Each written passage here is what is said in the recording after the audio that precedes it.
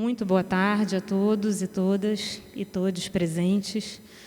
É uma alegria muito grande, assim, acho que o dia de hoje é um dia bastante especial, pelos dois convidados que a gente vai receber aqui hoje. Esse é um encontro, penúltimo encontro de uma série que começou desde o dia, se não me engano, 16 de setembro, que a gente vem tendo debates e conversas aqui dentro da exposição. Essa é uma exposição em comemoração aos 120 anos da Light, com a curadoria da Bia Lessa. E a ideia desses encontros é que a gente possa não refletir sobre a exposição, ao contrário, mas trazer pessoas de diferentes áreas do conhecimento, diferentes práticas artísticas, para poder falarem sobre os seus trabalhos e ampliarem um pouco o âmbito de reflexões que a gente experiencia aqui de alguma maneira. Então, queria dizer, assim, em primeiro lugar, agradecer muito ao Pedro e ao Júlio por estarem aqui hoje. Para a gente é uma honra muito grande mesmo. E a ideia um pouco, então, é que a gente comece com o Júlio, que vai falar um pouquinho para a gente, conversar com a gente, e depois a gente passe para o Pedro, que também vai falar um pouco, mas depois vai tocar um pouco para a gente. Então, eu vou abrir os trabalhos apresentando cada um como de praxe, ainda que não seja exatamente necessário, mas vamos lá. Então, o Pedro Sá, ele é guitarrista, compositor e produtor musical, e tem em seu currículo trabalhos com grandes nomes da música brasileira. Produziu e tocou com Caetano Veloso nos discos da sua fase Banda C. Gravou também com Lenine, Gal Costa, Maria Bethânia, Arnaldo Antunes, Tom Jobim, que eu não sabia, entre muitos outros. E em 2021 lançou o seu primeiro álbum solo, conceituado 1, lindíssimo. Obrigado, Pedro, por ter topado estar aqui com a gente. E o Júlio Bressani é um dos mais importantes cineastas do país. Seus filmes são marcados por um estilo de cinema poético e ensaísta. Entre eles estão Os Sermões, Miramar, São Jerônimo e Dias de Nietzsche em Turim. Em 67, ele dirigiu seu primeiro longa-metragem, Cara a Cara, que foi seguido por O Anjo Nasceu, que foi filmado em 7 dias, e depois Matou a Família e foi ao cinema, e esse foi filmado em 12 dias, e que se tornaram, então, clássicos do chamado cinema marginal. No ano seguinte, dirigiu mais 3 filmes, e, ao ser exilado, continuou filmando em Londres e Marrocos.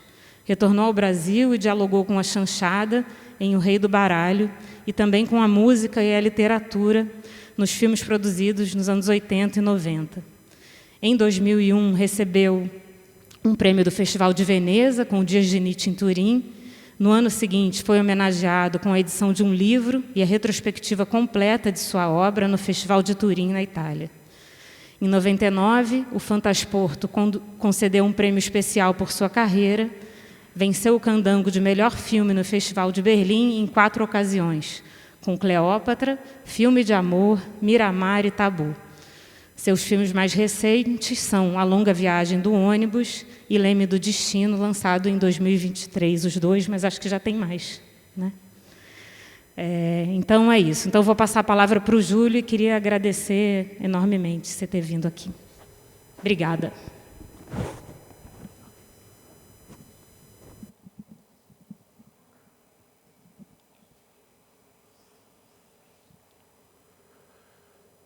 Bem,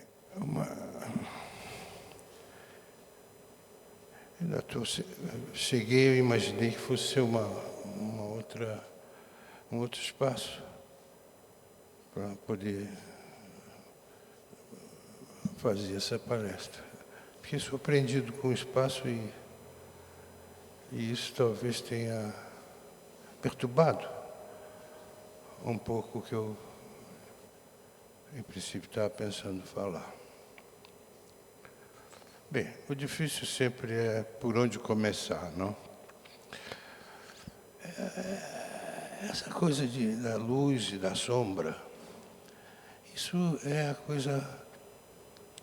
foi a coisa primordial da natureza.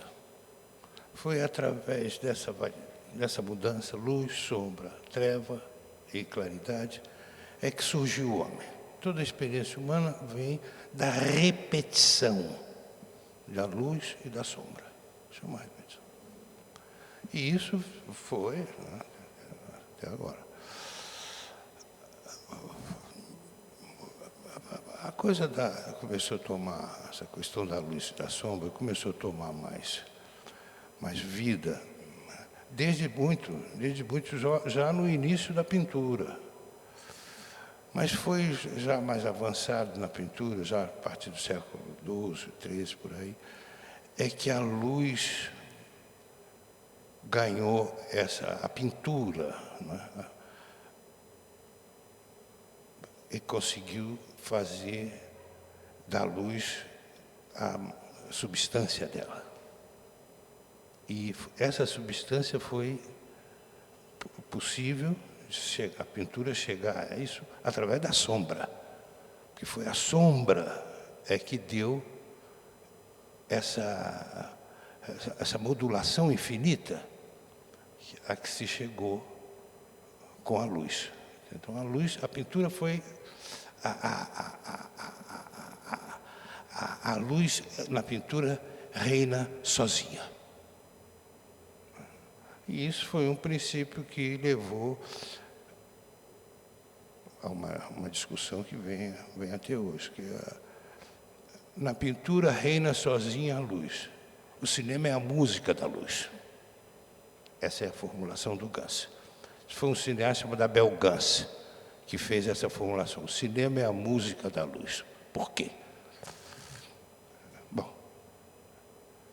a evidência é que nessa época se fazia o filme em película, celuloide, transparente. Então, a música da luz, essa que é a herança, vamos dizer, desse conceito, dessa percepção da pintura. Né? O fotograma em que é impresso o filme, o celuloide, é um fotograma, uma série de fotogramas, é um fotograma transparente. Transparente, não tem nada ali, é transparente, não tem nada. Justamente a sombra é que vai organizar o que vai sair da imagem. Ou seja, a sombra é a música, é o que organiza.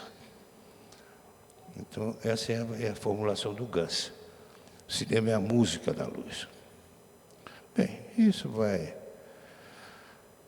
chegando a essa coisa muito difícil, que é, vamos dizer assim, a suscetibilidade, vamos dizer, para a percepção da existência através da luz. O que das tonalidades emotivas estão ali presentes nessa modulação, né, que a luz é capaz. Né?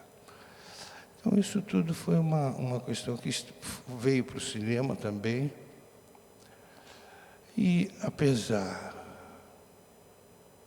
de todos esses pendurucalhos, né, impostos innecessários e que deram bons frutos, que a indústria acolchetou ao cinema, né, eles continuam, eles persistem. E o cinema vive através disso. Mas o cinema trouxe uma contradição. Ou melhor, trouxe uma contradição complementar. Que é: o cinema foi feito e ele é alguma coisa invisível.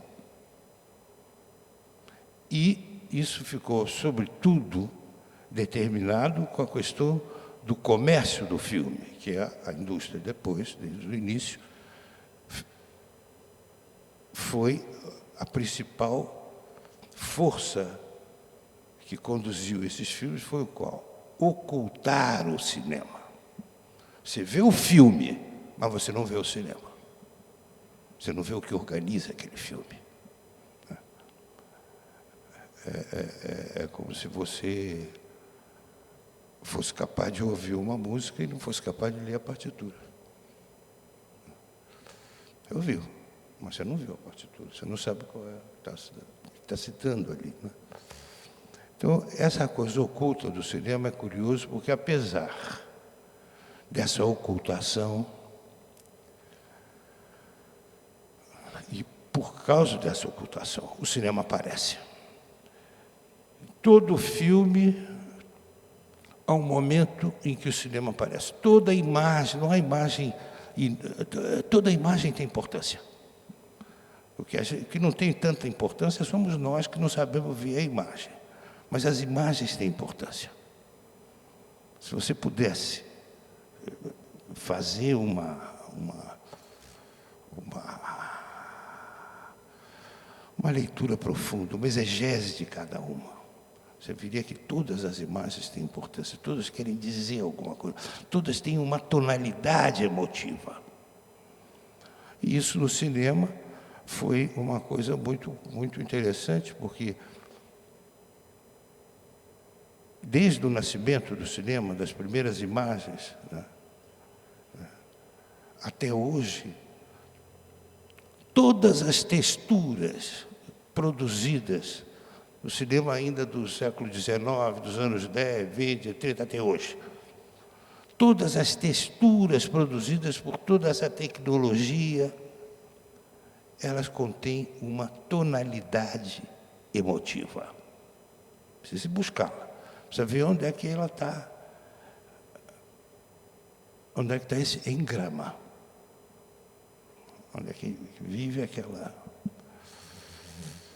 Bom, enfim, isso você faz. Agora, isso tudo que eu estou dizendo são palavras que... uma espécie assim de véstia impermeável, né, que você coloca para esconder alguma coisa. A coisa importante, eu acho interessante no cinema, é esse fato de você saber que ele está oculto ali. Ter esse desejo, né? essa força que te atrai, né? Para ver onde ele se desvela. Porque aquilo ali, onde aquilo se desvela, você está misturado. Né? Toda imagem é importante, porque toda imagem é uma memória inconsciente do tempo. Ela precisa de uma interpretação.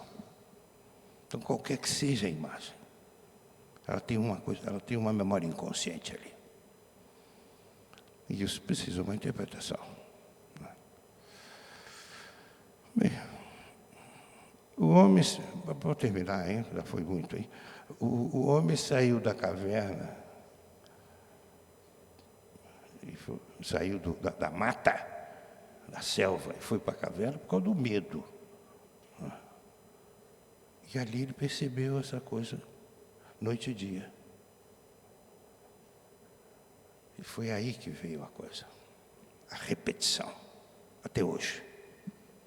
Coisa importante é a repetição. Esse aqui é o negócio. Tem que ver, rever, transrever. É na repetição que está a novidade. Só tem novidade se tiver repetição. O novo, para se manter novo, precisa ser repetido. Precisa não, ele vive da repetição. Bom, é isso. Está certo, então. Já tem quanto tempo isso?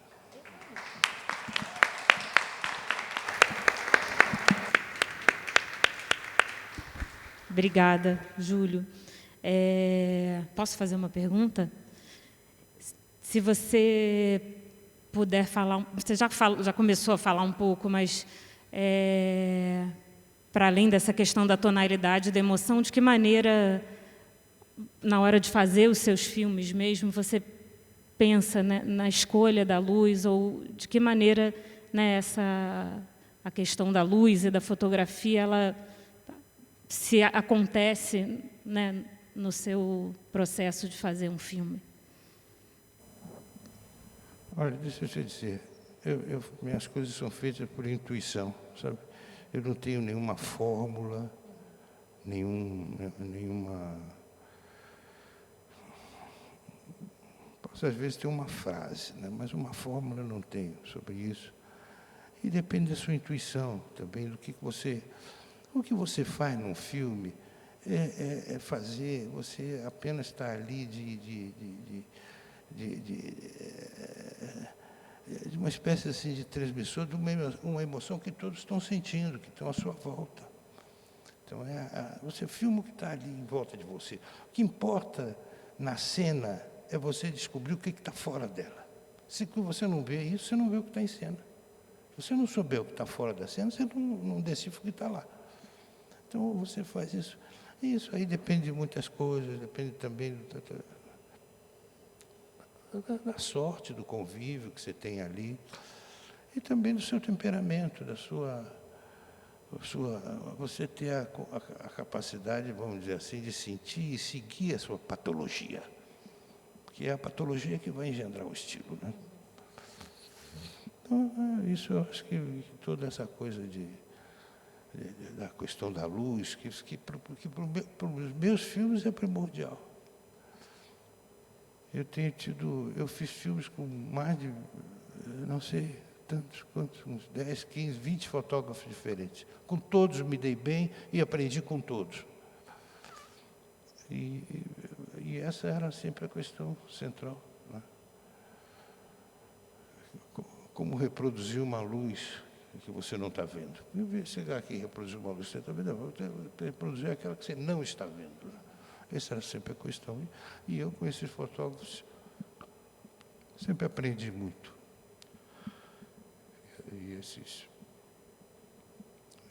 Essa é a questão mais importante, que é a questão da modulação. A modulação da luz é que é tudo, né? Se não tiver isso, você não tem... Você fica desguarnecido para fazer qualquer coisa, né?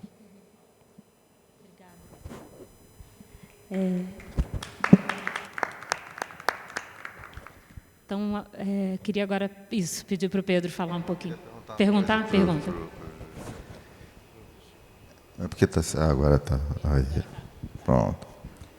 Não, eu fiquei curioso que você falou que o cinema é a música da imagem, a música da luz, Como é que seria isso? Fiquei curioso. Eu entendi mais ou menos. É porque se dá no tempo, porque é uma sequência é o discurso da luz, diria, não sei, no tempo, com uma música, seria isso?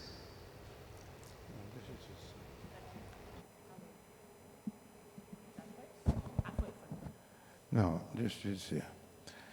Isso foi uma frase do Abel Gance, que era um experimentador, né? O Gance foi um homem. Napoleão, aquele A Roda, né? A questão da imagem é uma questão de interpretação. A minha interpretação dessa frase do Gance, tem outras, a minha foi essa, de que o fotograma é uma película transparente. Se você pegar um fotograma e projetar, sai apenas a projeção, não sai nada, é transparente. Agora, como na pintura, o que organiza essa luz total, essa luz difusa, essa luz, esse tudo nada, né? Que organiza isso é a sombra. A sombra que vai dar isso que mais tarde se chama uma forma, né? Vai dar a forma. Então, o que organiza qualquer coisa, desde o primeiro momento do homem, desde noite e dia, é a música. O homem se organiza pela música. Então, tudo que organiza é música. Seja ela essa melodia industrial das máquinas, então, os seus solfejos. Né? Tudo o que se organiza, você não faz música, não há desordem. Ou seja, até isso na música é uma ordem. Né? Então, o que organiza é a música. Então, a música da luz, o que organiza aquela luz que não tem nada é a sombra. Foi como foi o caso da pintura. A pintura foi que deu... A luz teve substância, era tudo, era luz. Mas ela começou a ter vamos dizer, essa definição com a utilização da sombra. Foi a sombra e a infinita variedade dessa modulação é que se tornou a substância da pintura. Então, a pintura era a luz só. Aí a palavra do Gans, a música da luz, era em cima dessa formulação. Entendi. Então, queria pedir, Pedro, se você puder falar um pouquinho do seu trabalho, de como você pensa os sons e tudo mais. Enfim, ficar livre. E aí depois a gente abre um pouquinho, antes de você tocar, para se alguém quiser fazer alguma pergunta, e aí depois... Pode ser? Pode ser. Mas você quer que eu fale primeiro? Bem, eu acho que, no caso da minha música, a questão da luz, digamos assim, uma questão metafórica, né? Porque eu trabalho com som. Mas eu acho que, fazendo uma analogia, eu valorizo muito o silêncio em relação ao som, né? Essa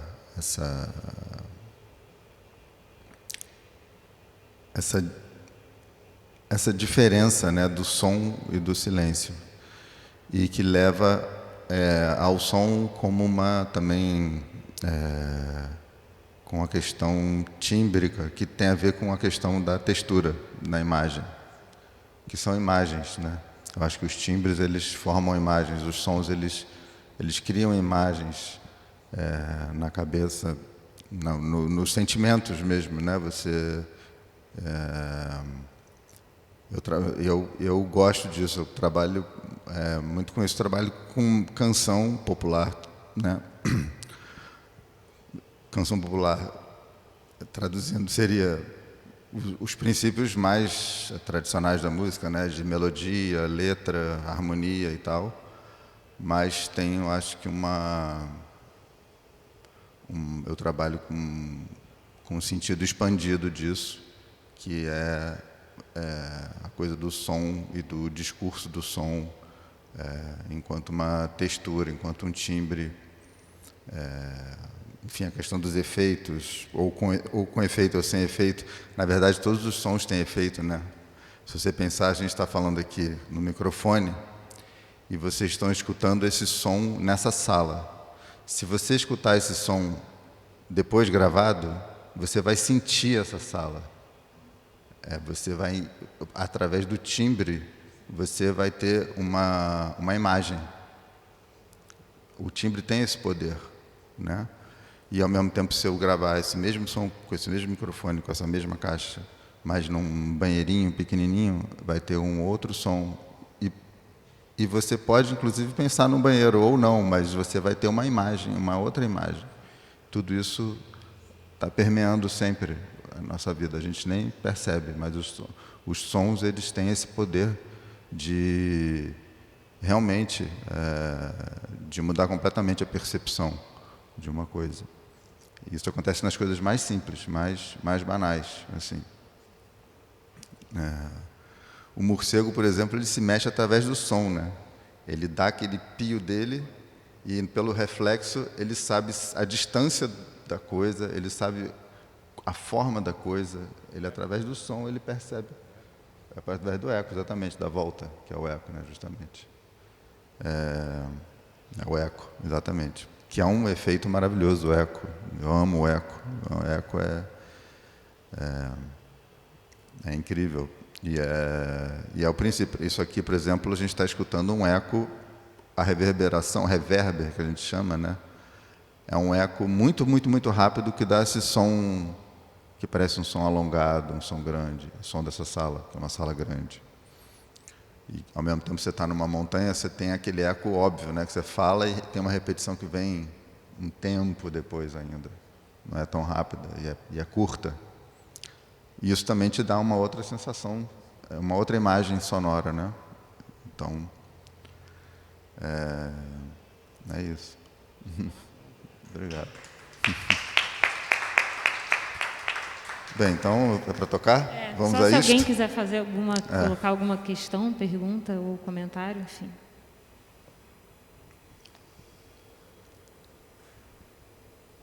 Acho que podemos, então. Eu tenho que falar uma coisa para o Júlio. A primeira vez que eu escutei Mário Reis foi por causa do Júlio. Você escutou quem? Mário Reis. Eu não conhecia Mário Reis. Aí eu lembro dele, acho que você estava fazendo um filme sobre ele, uma coisa, mas você ainda não tinha filmado, mas eu lembro de você na casa do Caetano falando, Mário Reis, que influenciou o João Gilberto, Mário Reis.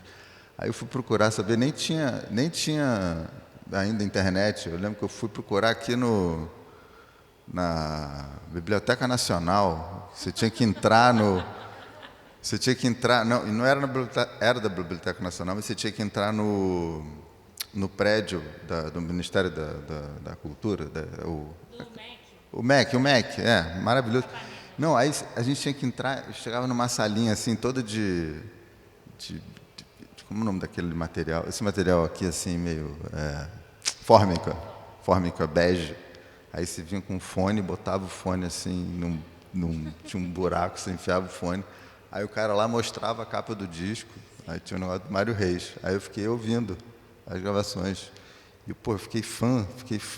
Foi por causa da primeira vez, foi o Júlio que falou. Eu devo isso ao Júlio. É isso. Quer falar mais alguma coisa, Júlio? Não. Fala. Só um comentário que você fez que eu achei muito bom, que é que justamente o timbre da voz cria a imagem. Isso é perfeito, é isso mesmo. Viu? Isso é uma coisa muito poderosa, porque você pode fazer um quadro, uma pintura, ou mesmo um filme, através da voz. Não é? Isso quer dizer, o timbre da voz. Muito bom isso que você falou, muito bom mesmo. E a coisa da pedra, do eco também. Me lembrei da Rosa, porque... Bom, nada, enfim, achei essa ideia do timbre de uma voz forneceu uma imagem esplêndida. Deixa eu te explicar rapidamente por quê. O grande pregador do século XVII, chamado Antônio Vieira, ele tem um sermão famoso em que ele diz que, mesmo sozinho, você podia ouvir a sua pregação. Então ele recomendava que você pregasse as pedras, porque você falava para a pedra e tinha o eco, você ouvia. Claro. Havia uma outra voz ali. A voz da emissão dele era uma coisa, mas a do eco... A volta é outra coisa. É isso. Tá bom. Temos uma pergunta ali. Quer vir aqui? Porque eu não sei onde está o microfone.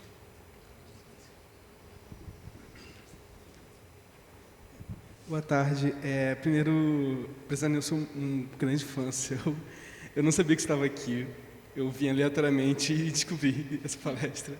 Eu acho que Matou a Família é um dos filmes mais importantes da minha vida. Mas sobre o que você falou, sobre o conceito do cinema ser a música da luz, você acha que esse conceito ele morre com o digital ou ele se altera de alguma forma? Porque muitas das ideias que a gente tem em cima do objeto fílmico ainda estão baseadas no filme mesmo, analógico, né? Então, com o digital, que a gente quase não usa mais, essas ideias elas morrem ou elas se alteram? Mas mais especificamente para esse conceito do cinema enquanto música, da luz, você acha que ela se altera ou se morre? Obrigada. São muitas coisas. Essa questão... primeiro, a ideia de que as coisas acabam e morreu, isso não existe. Tudo continua e nada, desgraçadamente, nada acaba.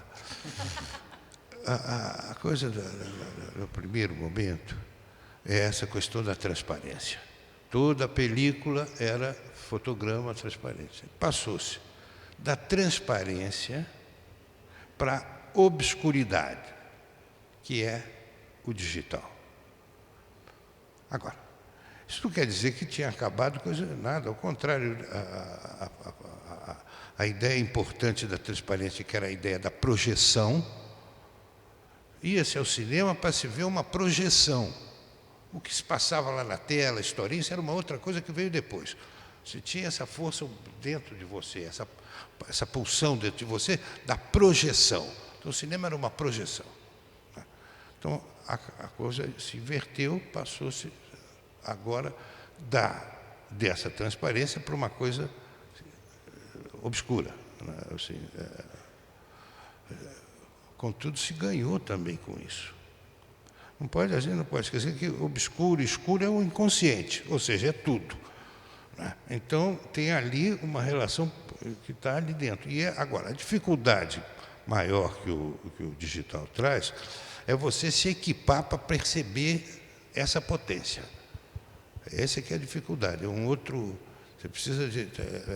Está o corrente, pelo menos, né? O corrente está dentro... Precisa ter uma outra formação. Mas para ter o corrente daquilo,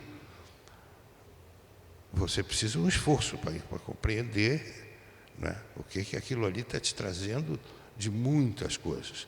A promessa de consciente não é apenas uma frase, né, filosófica, não. Ela existe efetivamente, porque com essa coisa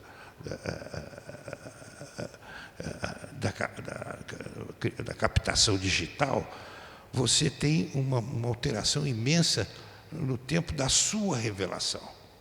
Você filma a cena aqui e vê agora. Antes você precisava filmar, mandava para o laboratório, mesmo que fosse uma coisa feita com a maior velocidade, teria 4, 5, 6 horas depois. Geralmente eram 2 dias, mas vamos que fosse 5, 6, mesmo que fosse 5, 6 horas depois, havia uma grande diferença perceptível em você, do que você vê na hora aquilo ali. Então, ou seja, já há uma possibilidade de penetração do inconsciente aí. Essa rapidez, né? Incorporar uma coisa que nos destrói também, a pressa. Introduziu ali a própria peste, entendeu? A pressa, ver aquilo ali lá, que é o que nos domina até hoje, né? E nos domina a todos, né? E que vai agora terminar com, bom, espero que não, mas estou anunciando que está para acabar. Então, ou seja, a questão do digital é uma questão muito sofisticada, muito avançada, e que tem essa exigência. Bom, depende também aí de uma outra coisa, que é da sua curiosidade. Né? Se você tem curiosidade para isso, se você tem vamos dizer assim, uma agonia para isso. Né? A condição experimental é uma condição agônica. Essa é a condição primeira. Eu não sei qual é a experiência de leitura que vocês têm aqui. Então, só para fechar essa coisa. Mas há um grande livro, um escritor alemão chamado Hermann Brock, tem tradução em português, chama A Morte de Virgílio, que descreve ali essa coisa experimental, que é a condição da agonia como criação. A questão agônica. É um homem que está morrendo, está escrevendo a Eneida. Né? Então, está ali naquela condição de agonia final. Então, é aí que tem a coisa bonita. Agonia é justamente uma luta no limite da força. Isso é agonia. Então, há nisso tudo uma grande dificuldade de todos nós, de encontrar esse ponto, né, perdido, né, que hoje escraviza todos nós. A escravidão hoje é uma outra coisa. A escravidão hoje é através do salário. Está todo mundo aqui, nós todos somos escravos do salário. Não há mais tempo para ser irresponsável, ocioso.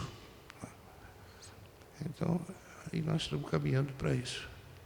Sabendo disso, não sabendo disso, a coisa se aproxima. Bom, pode falar. É isso. Bom, você me falou do... Está certo. Isso tudo é ainda na cauda do digital. Ao contrário, é uma reinvenção. Pode dar tudo o que tinha e acrescentar mais coisas que ainda não se tinha, não se conhecia e nem se sabia perceptível. Obrigada. Obrigada, Júlio. Pedro, quer falar mais alguma coisa? Não?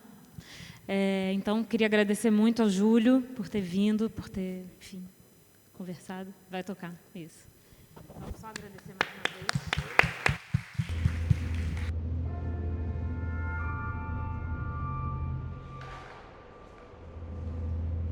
É assim.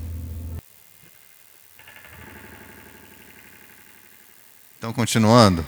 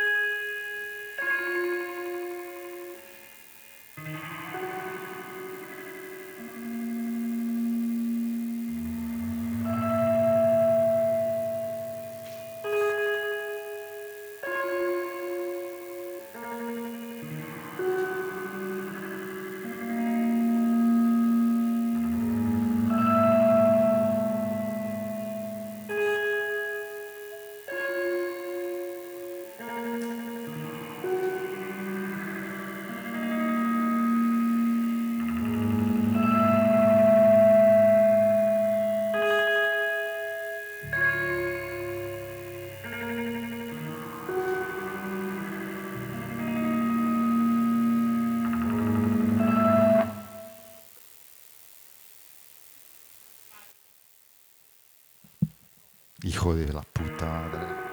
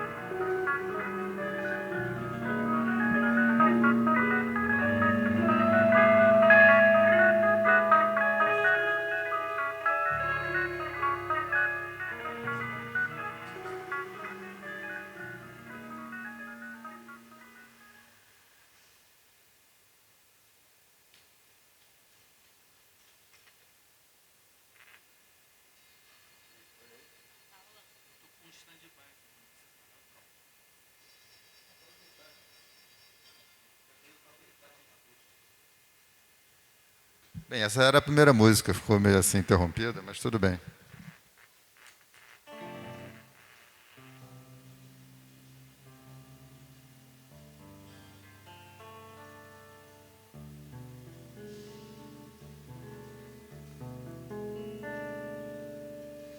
Alva seta que voa exata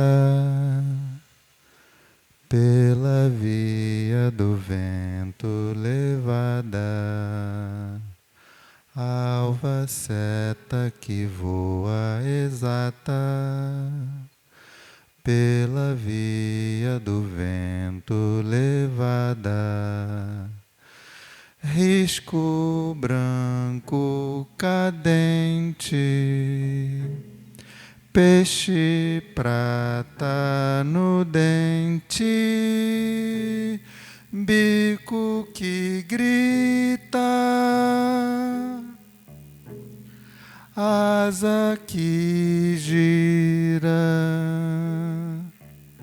mergulho no mar suspense,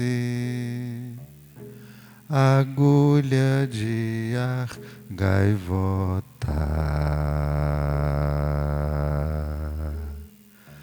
Gaivota.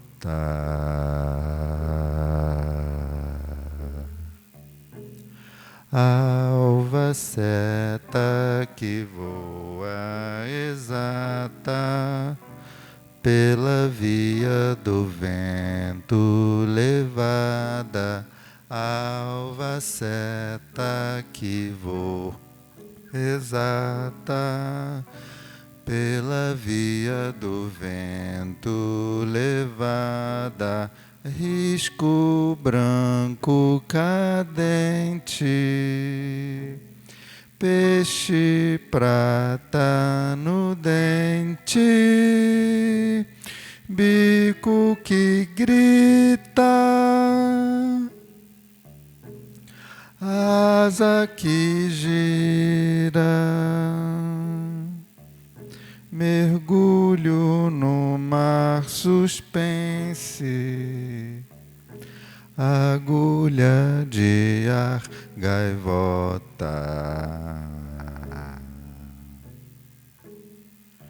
Gaivota. Gaivota. Gaivota. Gaivota. Gaivota.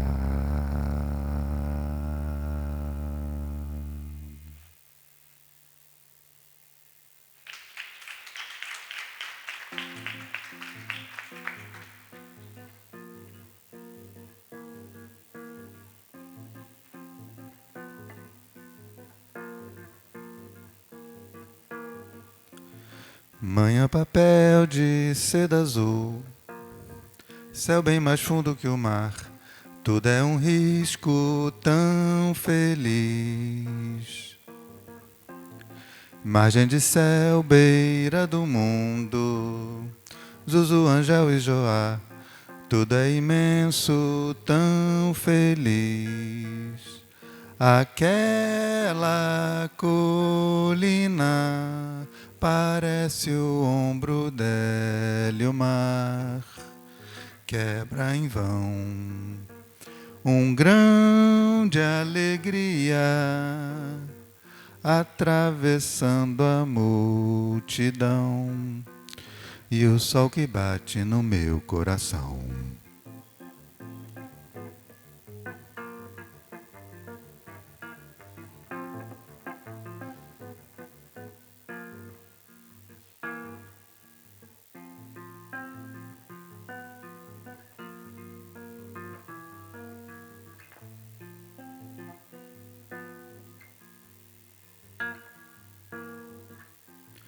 Manhã papel de seda azul, céu bem mais fundo que o mar, tudo é um risco tão feliz. Margem de céu, beira do mundo, Zuzu, Angel e Joá, tudo é imenso, tão feliz. Aquela colina parece o ombro dele, o mar quebra em vão um grão de alegria, atravessando a multidão, e o sol que bate no meu coração. E o sol que bate no meu coração. E o sol que bate no meu coração. E o sol que bate no meu coração. coração.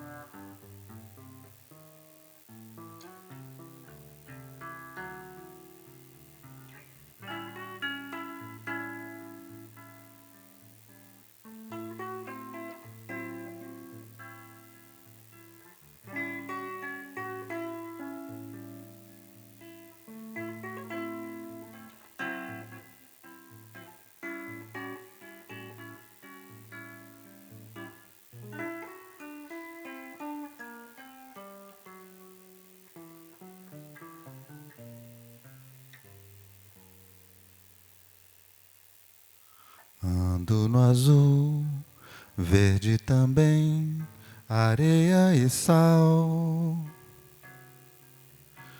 Cromo galão, mate marrom, feliz sem caber. Roxo no mar, dia sem fim, chegando ao fim.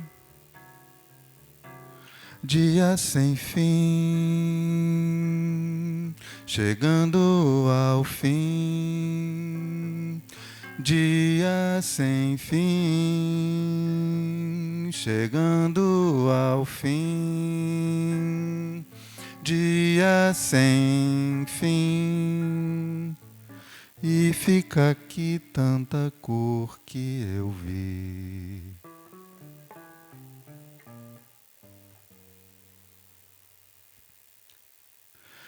Pedra e sol, sombra que vem, dourado que sai.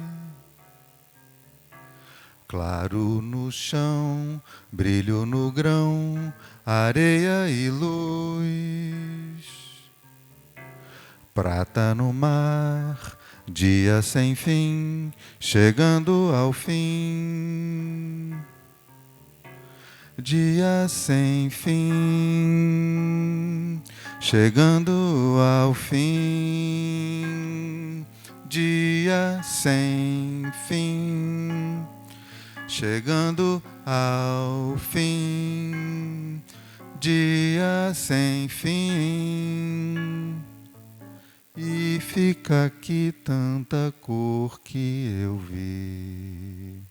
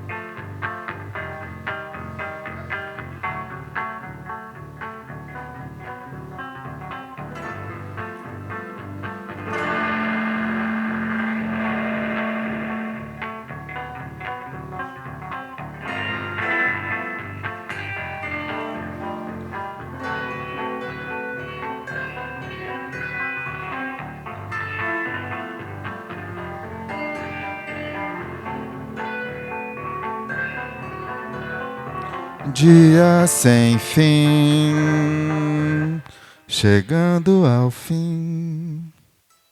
Já chegou, filho.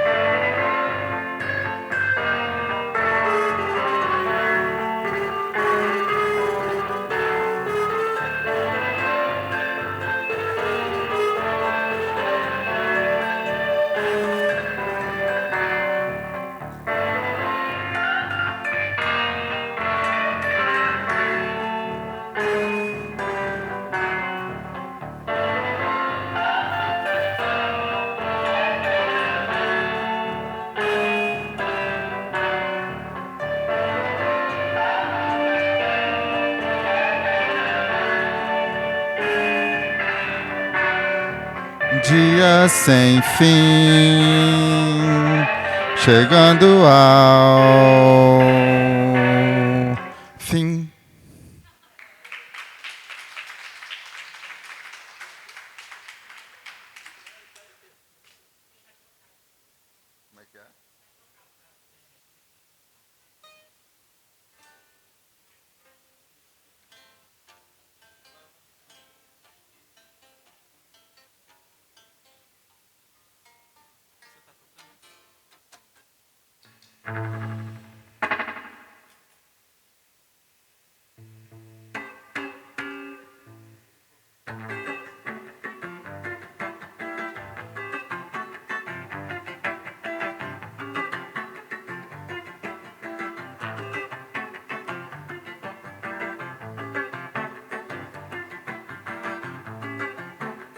Laia, laia, laia.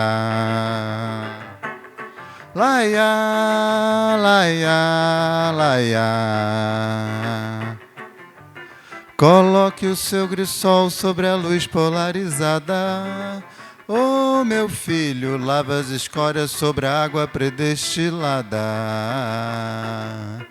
Pois aquele que é vil está ávido a ser malévolo e não merece a simpatia de ninguém. Pois aquele que destila a falsa prata e o falso ouro não merece a simpatia de ninguém. Laia, laia, laia. Laia, laia, laia.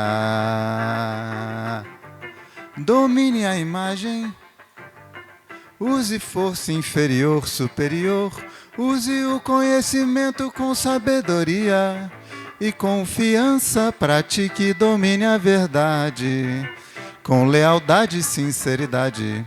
Seja atento e assíduo, porque a qualquer hora, a qualquer momento pode estar nascendo o amor.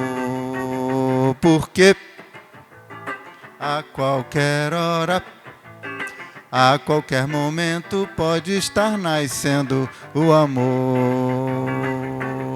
Laia, laia, laia. Laia, laia, laia. Laia, laia, laia. Laia, laia, laia.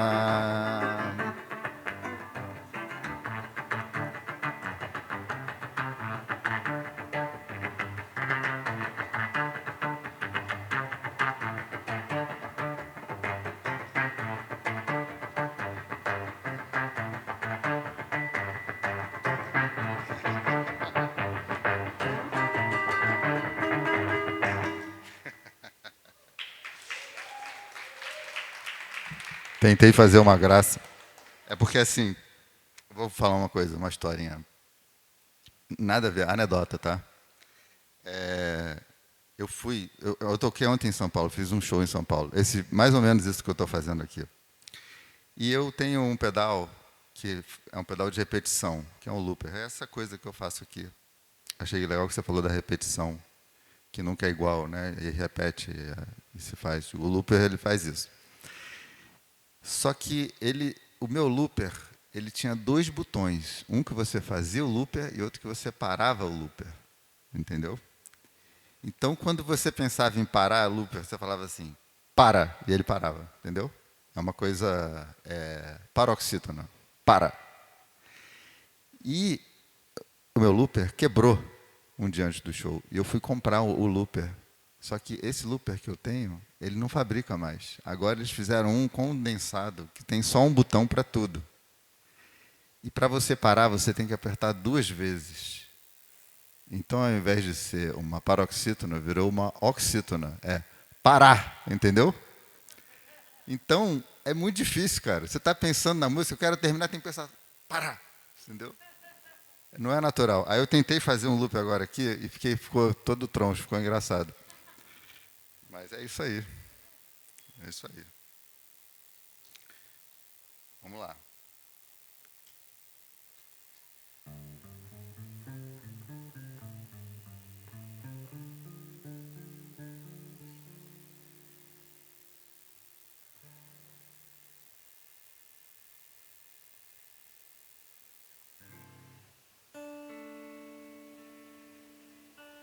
Deixa eu afinar aqui rapidinho.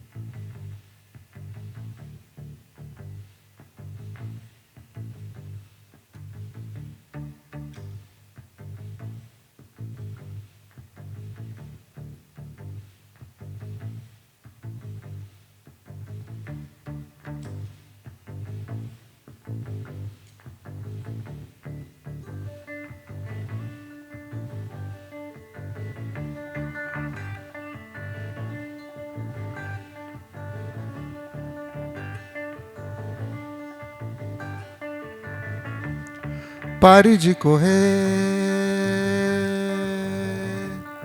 pare de correr pra ver,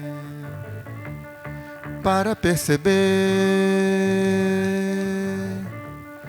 pare pra saber o que vê a vovó.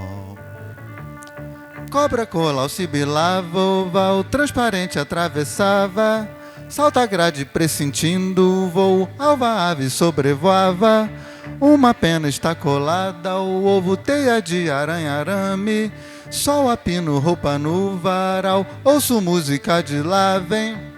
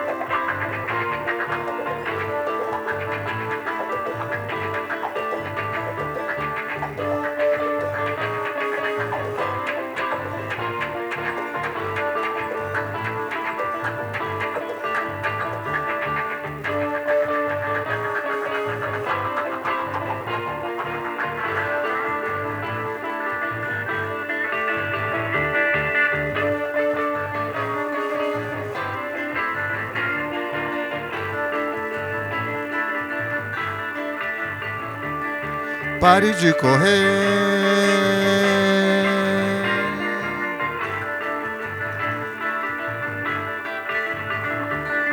pare de correr pra ver.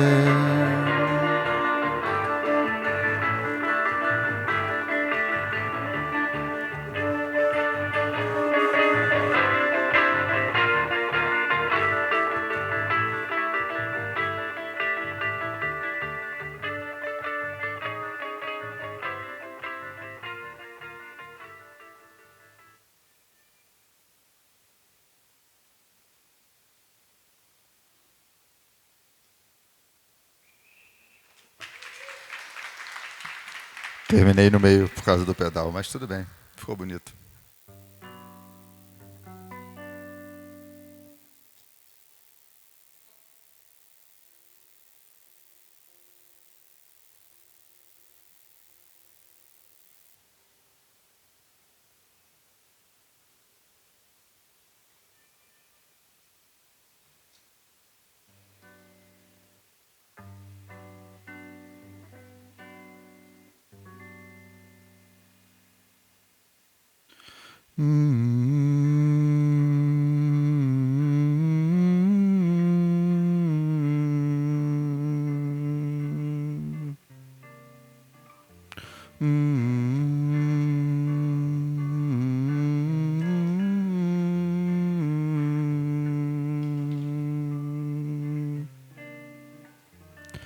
Você é o grande amor da minha vida, sim. Paixão maior não há, nem haverá, não tenho explicação.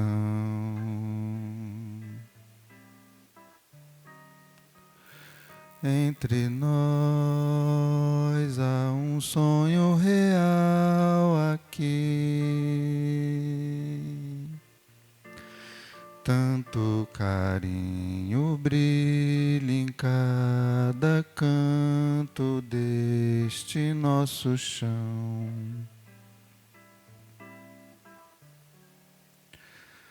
Você me descobriu na multidão. O universo mudou de direção. Seu olhar de tamanha pureza e beleza me encontram no mar sem fim. O infinito tocou em mim.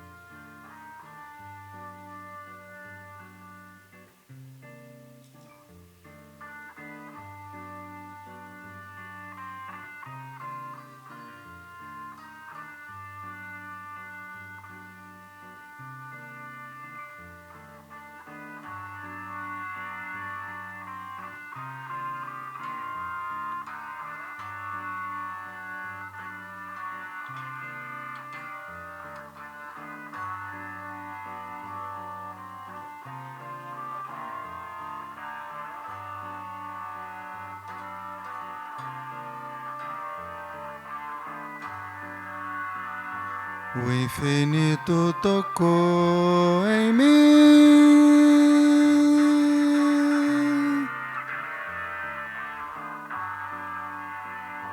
Grande amor da minha vida, sim.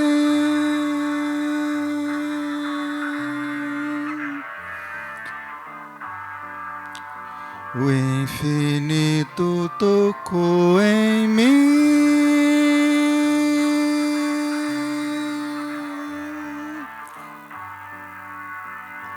Grande amor da minha vida, sim.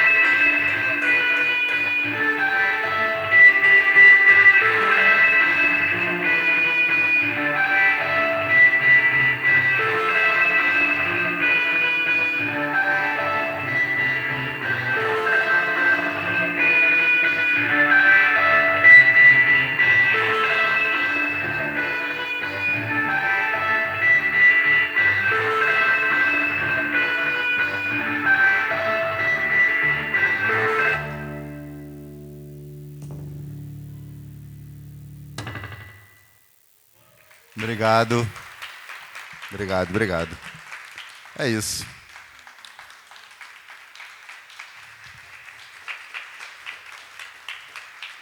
Obrigado, obrigado, Maria, por me chamar, Bria, Bressani. Eu amo essa exposição, para mim foi uma alegria enorme ser convidado para participar aqui. Tá? Obrigado, gente. É isso. Alô. Bom, gente, queria agradecer mais uma vez, Júlio, por estar aqui com a gente. Pedro também, muito obrigada. Foi um dia bem especial. Dizer que agora a exposição volta a rodar, então quem quiser ficar para ver. Semana que vem é nosso último final de semana e a gente vai ter uma performance musical com o grupo QPP. E queria agradecer aqui a equipe da exposição, a Rio Memórias, a Camila Ribeiro, José Meckler, Lavínia Vitória, Vitor Kruter, Márcio Padilha, Luana Della Cris, Vitor Vieira e Carlos Magno.